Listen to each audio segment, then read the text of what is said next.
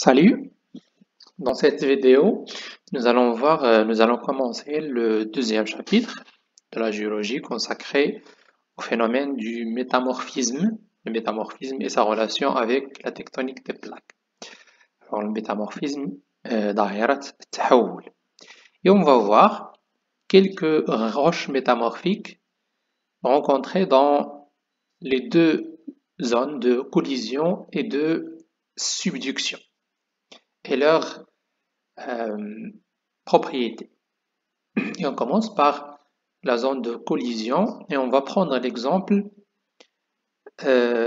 d'une zone, la région du nord du Maroc, plus précisément dans la chaîne du Rif, de la région de Bouhmed. Alors dans cette région, il y a des roches métamorphiques qu'on retrouve à la surface. Ces roches métamorphiques sont le schiste, le mécaschiste et le gneiss. Voilà donc le schiste, le mécaschiste et le reste ici, c'est le gneiss. Bien sûr, ces roches sont distribuées d'une manière plus ou moins ordonnée et non pas d'une manière aléatoire. C'est-à-dire que chaque roche occupe une surface bien déterminée, en général sous forme d'une bande, à la شكل شريط. D'accord? Alors là, pourquoi il n'y a pas de schiste ou bien de mécaschiste ici? Alors tout simplement parce que cette partie-là de la région est occupée ou bien est recouverte par des roches, à savoir les limons, qui sont des roches sédimentaires. Ils sont donc venus, ces roches sédimentaires sont venues se déposer sur les roches métamorphiques et donc les recouvrir. Donc en fait, le micaschiste et le schiste et le gneiss se trouvent même dans cette région pointillée. C'est juste que ces roches métamorphiques sont recouvertes par le limon, c'est-à-dire par les roches sédimentaires. Alors, le document suivant nous montre des photos réelles des trois roches, schiste, mécaschiste et gneiss, donc trois échantillons. Et ça montre également des observations microscopiques, c'est-à-dire des lames minces de chaque roche, la composition chimique, la composition minéralogique, c'est-à-dire les minéraux essentiels qu'on trouve dans chaque roche, et enfin la structure, l'albinia. Alors d'abord, l'observation commune à ces trois roches, c'est, comme vous le voyez, le fait que les minéraux sont orientés. Alors, dans les trois roches, les minéraux, que ce soit le schiste, mécaschiste ou le gneiss, les minéraux sont orientés. Le ma'adin muwajjaha. D'accord? Donc, par exemple, pour le mécaschiste, les minéraux sont orientés dans ce sens. Donc, je déplace le curseur comme ça. Vous observez dans quel sens les minéraux sont orientés. D'accord? Même chose pour le gneiss, dans ce sens. La majorité dans ce sens. Et également, plus ou moins, dans le schiste. Mais c'est moins apparent. C'est moins apparent. D'accord? dans le schiste ما كيبانش مزيان التوجيه ديال المعادن كما هو باين في الميكاشيست خصوصا وفي الجنيس. Alors, en termes de structure, on dit que le schiste est composé, alors si on observe ça, on l'observe au niveau de l'échantillon à l'œil nu. Il est composé de feuillets, ou rayqat, d'accord? Et ces feuillets sont parallèles au plan de stratification. Plan de stratification. C'est-à-dire qu'au niveau de cette roche, qui est le schiste, on peut encore voir ou distinguer les strates, c'est-à-dire la stratification tatabbuq, qui est due au phénomène de dépôt. D'accord? Pendant le dépôt, خلال الترسب ديال العناصر اللي كونت لنا الصخرة الأصلية. d'accord باقي تيبان فيه هذاك التطبق الناتج عن الترسب. Cette stratification donc apparaît sous forme de feuillets على شكل وريقات ودوك الوريقات كلهم متشابهين ما كاينش فرق بيناتهم que ça soit en termes de couleur ou bien en termes de composition. Généralement, le fait que les feuillets ont toutes la même couleur, ça veut dire qu'ils ont la même composition minéralogique, c'est-à-dire qu'ils sont composés des mêmes minéraux.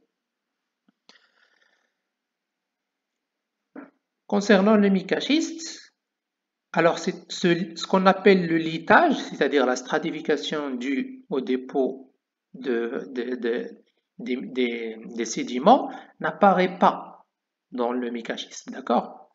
Elle est plus ou moins masquée par une nouvelle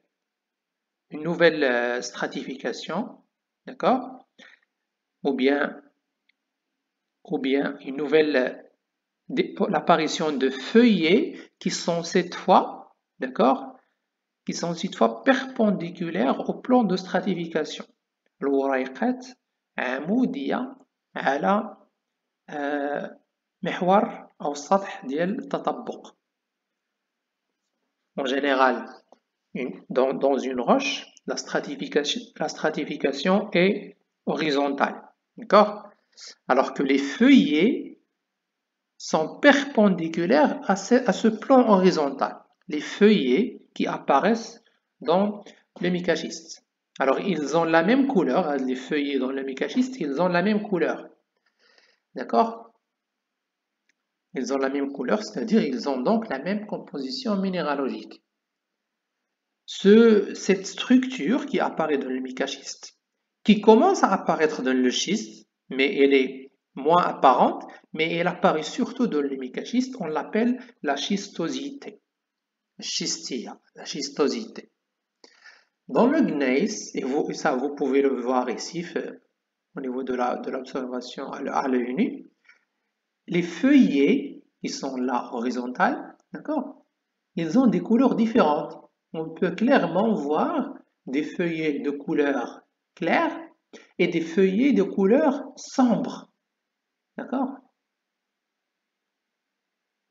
Superposés. D'accord?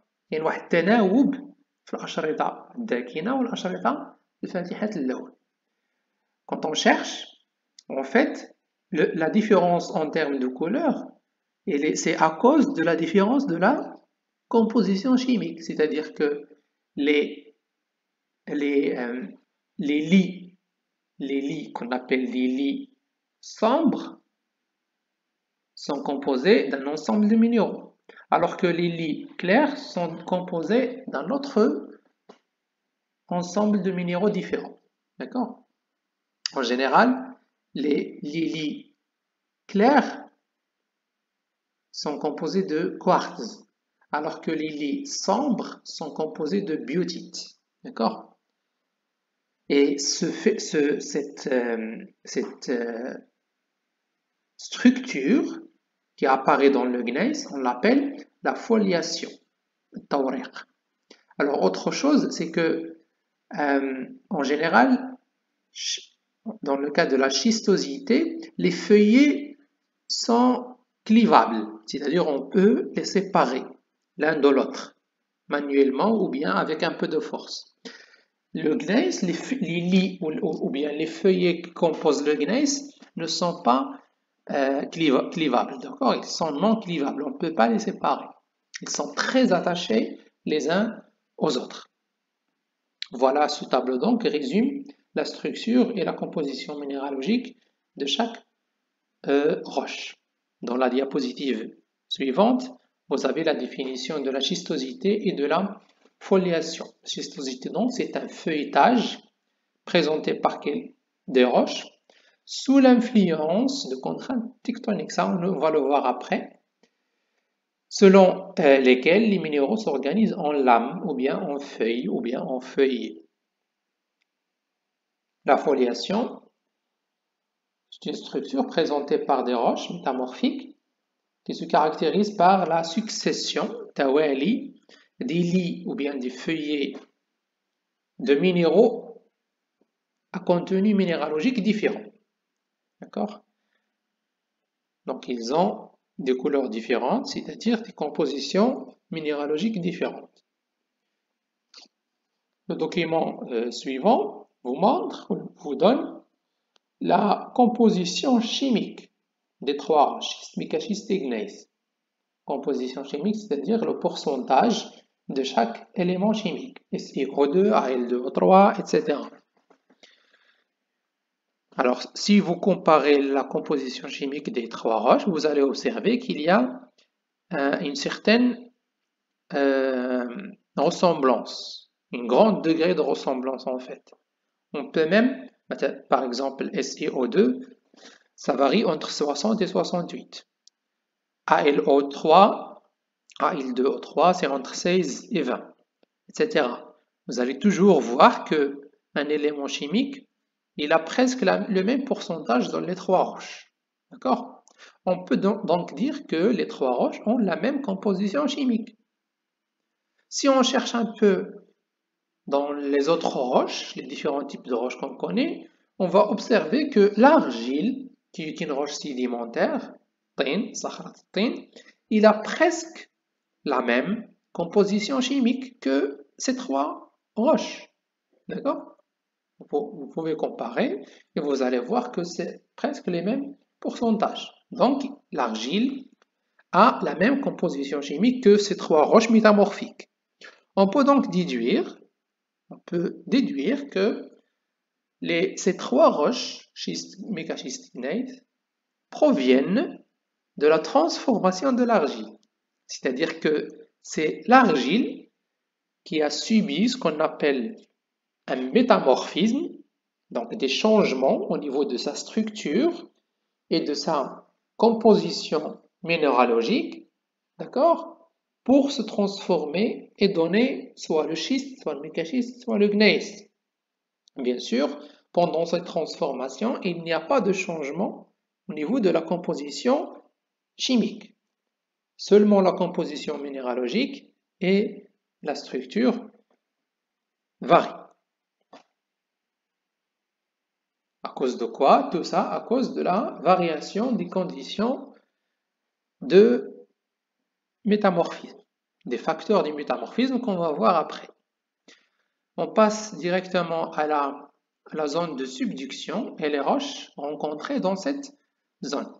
On va prendre un autre exemple, cette fois-ci dans les Alpes. Alors les Alpes, en fait, les Alpes, c'est une chaîne de collision actuelle. Mais avant cette collision, d'accord? Avant cette collision, il y a eu d'abord une subduction, comme c'est le cas dans la chaîne de l'Himalaya. D'accord? Alors pourquoi on cherche des roches métamorphiques qui caractérisent les zones de subduction dans une chaîne de collision? Tout simplement parce que dans les zones de subduction actuelles, on ne peut pas voir les roches métamorphiques parce qu'ils sont dans les profondeurs, des dizaines de kilomètres de profondeur. Donc, il est impossible de les observer. D'accord? Il faut donc chercher une zone de subduction ancienne où les roches métamorphiques apparaissent dans la surface. C'est le cas par exemple de cette région, d'accord, entre l'Italie et la France, c'est-à-dire dans les Alpes.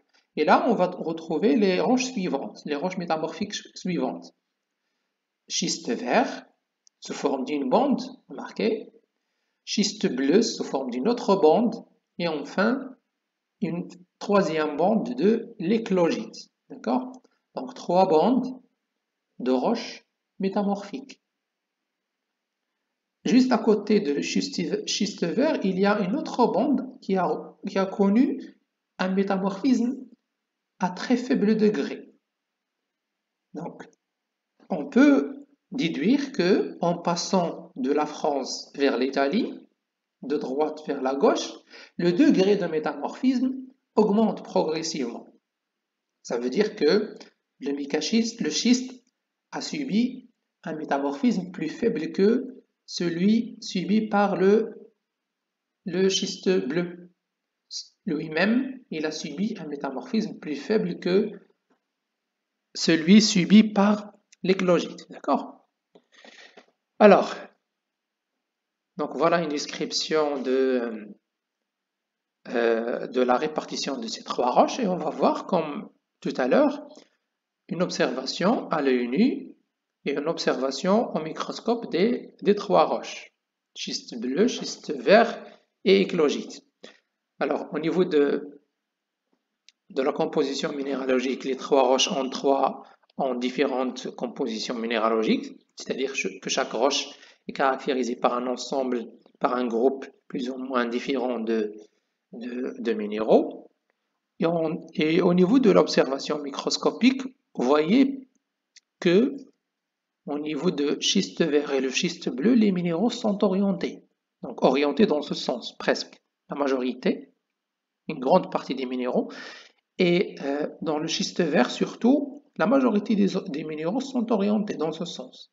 Cette orientation n'apparaît pas beaucoup dans l'éclogite. D'accord?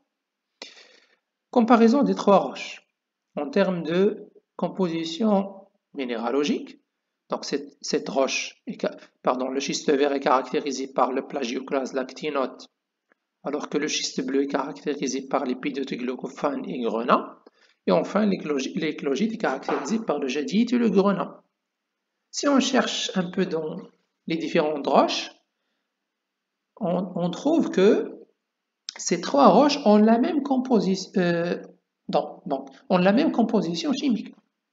Composition chimique des 3 roches métamorphiques, schiste, bleu, vert et éclogite. La voilà. Ils ont la même composition chimique. Et c'est la même composition chimique du gabbro et du basalte. D'accord? Vous voyez? 47, 49, 50 pour SiO2. ALO3, 14, 17, 14. Donc c'est presque la même chose, etc. Donc ces 3 roches métamorphiques ont la même composition chimique que le gabbro et le basalte. Souvenez-vous que le gabbro et le basalte sont 2 roches qu'on retrouve dans la croûte océanique. D'accord? Les deux sont des roches magmatiques. Le basalte est une roche volcanique, le gabbro est une roche plutonique. Voilà. Qu'est-ce qu'on peut déduire de ces informations? Alors, on peut déduire la même chose que tout à l'heure. Les 3 roches, schiste vert, schiste bleu, éclogite, proviennent de la même roche d'origine, c'est-à-dire le gabbro et le basalte. Généralement le gabbro, d'accord?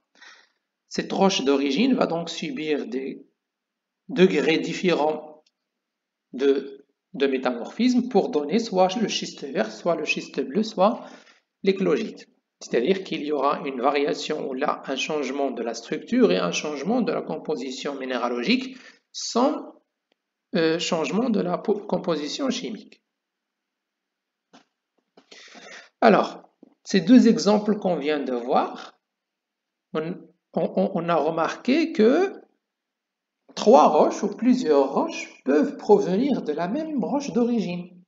Schiste, micaschiste, gneiss proviennent de l'argile. Schiste vert, schiste bleu, éclogite proviennent du gabbro ou du basalte. D'accord? Alors, ce groupe de roches qui proviennent de la même roche d'origine sont dites séquences métamorphiques. D'une séquence métamorphique. Donc, l'ensemble des roches métamorphiques